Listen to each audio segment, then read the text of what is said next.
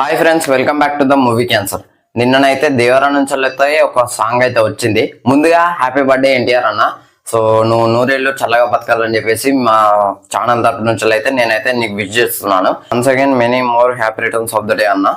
So నిన్న చూసుకున్నట్టయితే Devara song అయితే వచ్చింది. సో దాని గురించి అయితే ఇప్పుడు మాట్లాడడానికి అయితే నేను ఈ వీడియో చేస్తున్నాను. సో సాంగ్ ఎలా ఉంది అని అంటే నాకైతే చాలా చాలా నచ్చింది. సో బీజిఎం అయితే నాకు అంటే నచ్చలేని చెప్పలేను, కానీ బీజిఎం అయితే ఎక్కలేదు పూర్తిగా. లిరిక్స్ మాత్రం చాలా బాగున్నాయి. లిరిక్స్ చూసుకున్నట్లయితే దేవర ముందట నువ్వెంత, ఇట్లాంటి లిరిక్స్ అయితే చాలా బాగున్నాయి.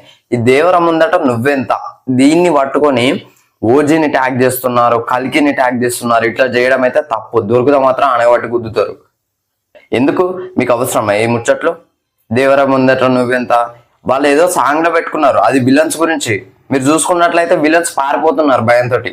సాంగ్ లో చెప్తున్నా, దాన్ని ట్యాగ్ చేసుకొని కల్కిని ట్యాగ్ చేస్తారు, ఓజిని ట్యాగ్ చేస్తారు. మీకు అవసరమా ఇవన్నీ? ఇట్లనైతే ట్యాగ్ చేయకండి, అదైతే చాలా తప్పు. ఎందుకంటే మీరు ఓజిలో చూసుకున్నా కూడా ఒక డైలాగ్ ఉంటుంది, అలాంటోడు మళ్ళీ తిరిగి వస్తున్నాడు అని చెప్పేసి. సో దాన్ని పట్టుకొని కొంతమంది పెట్టుకున్నారు స్టేటస్, మాగా అలాంటోడు అని చెప్పేసి. అదొక స్టైల్ డైలాగ్. ఇది ఓజీ ముందట నువ్వెంత అనేది, దేవర ముందట నువ్వెంత అని చెప్పేసి ఇది అనడం అయితే చాలా తప్పు. ఇంకో మూవీని ట్యాగ్ చేయకండి, విలన్స్ ని ట్యాగ్ చేయండి. సైఫ్ అలీ ఖాన్ గారిని ట్యాగ్ చేయండి, దేవర ముందట నువ్వెంత. ఎందుకంటే ఆ మూవీలో అతను విలన్ కాబట్టి తప్పులేదు.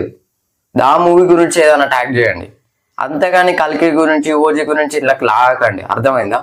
మీకు అవసరం లేని ముచ్చట్లు అవి. అండ్ ఫైట్ సీన్స్ గురించి మాట్లాడుకున్నట్లయితే సూపర్ ఉన్న ఫైట్ సీన్స్ అయితే దేవరా గ్లిమ్స్ లో రిలీజ్ చేసిన ఫైట్ సీనే, సముద్రంలో ఫైట్ సీనే ఈ సాంగ్ అన్నమాట. సో ఈ ఫైట్ రన్ అవుతున్నప్పుడే ఈ సాంగ్ వస్తుంది అన్నమాట. అండ్ ఇంకొకటి హుకుం సాంగ్ అంత రేంజ్ ఉందా అని అంటే నాకైతే అనిపించలేదు ఇక్కడ. ఏ సాంగ్ అని అంటే మన హెల్త్ టైగర్ ఆ లిరిక్స్ ఉంది చూసారా, అదైతే హుకుం సాంగ్ మించి ఉండబోతుందని నాకు అనిపిస్తుంది ఎందుకో.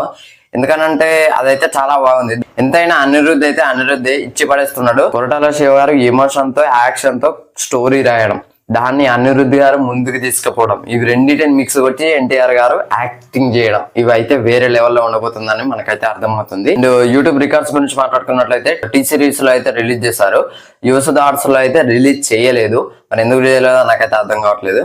అండ్ ఒక 3 మిలియన్ వ్యూస్ 1 అవర్ లోనే క్రాస్ చేసింది. ఆల్రెడీ 3+ మిలియన్ వ్యూస్ 1 అవర్ లో క్రాస్ చేసింది. నేను చూసినప్పుడు అయితే నిన్న దగ్గర 3 lakhs లైక్స్ అయితే ఈ వీడియోకి అయితే వచ్చాయి తెలుగు నుంచి.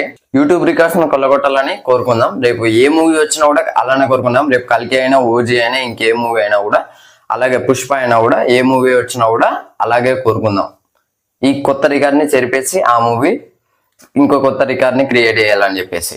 నాకైతే చాలా డీటెయిల్స్ కనబడ్డాయి. బ్రేక్ డౌన్ అయితే ఖచ్చితంగా ఈ వీడియో చేస్తాను. అండ్ కల్కి బుజ్జి వీడియో కూడా చేయలేదు, దాని గురించి కూడా చేస్తాను. సో ఇది ఫ్రెండ్స్ ఓవరాల్ వీడియో అయితే. వీడియో నచ్చితే లైక్ చేయండి, షేర్ చేయండి, కామెంట్ చేయండి, ఛానల్ సబ్స్క్రైబ్ చేయండి. Thanks for watching. By by.